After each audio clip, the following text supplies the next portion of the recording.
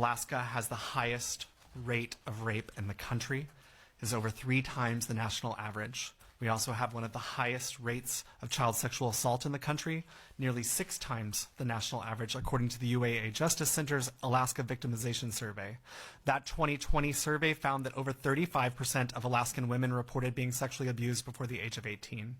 Advocates from Alaska's domestic violence and sexual assault organizations have consistently identified that Alaska's low age of sexual consent presents a unique risk factor for minors who are 16 or 17 years old.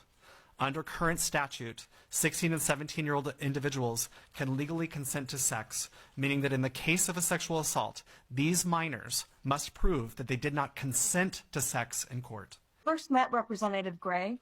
He asked me what the legislature might accomplish that would have the greatest impact on the high rates of sexual violence in Alaska. I told him protecting minors from sexual assault would be the most impactful thing that could be done. Vulnerable minors were often left without access to sufficient aid and resources after a sexual assault because of the age of consent, and so often predatory offenders are not held accountable for their actions.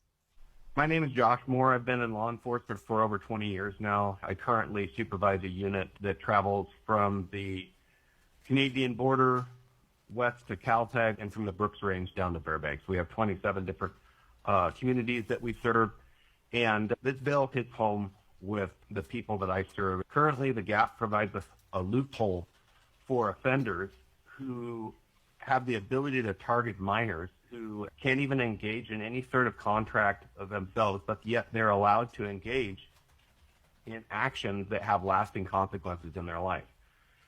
While working at Covenant House in my previous role before AWAIC, we witnessed day in and day out vulnerable teenagers who could legally consent get picked up by older men they were identifying as their boyfriends. Men we knew were preying on vulnerable children who were experiencing homelessness and often trauma from previous assaults and abuse, mental health, and vulnerabilities caused by substance use. This common sense bill tells us that these adults do not in fact believe they are engaging in a meaningful relationship with someone they consider a peer or an equal. They are simply being predatory and taking advantage of children. I am 18 and I have grown up in Anchorage, Alaska for the past 16 years of my life. I am here today to offer my testimony in support of passing the bill, HB 101, to raise the legal age of consent in the state of Alaska from 16 to 18.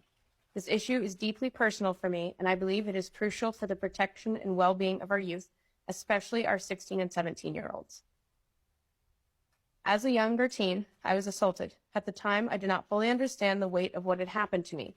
I later came forward to report the assault that I had experienced, but being above the age of consent when I did, I was not taken seriously by law enforcement. The stigma and lack of understanding surrounding those who seek help after being victimized were evident. My case was dismissed and the legal system failed to offer the support and justice that I desperately needed, which deeply impacted my mental health, healing process, and my belief in the system that is meant to protect us.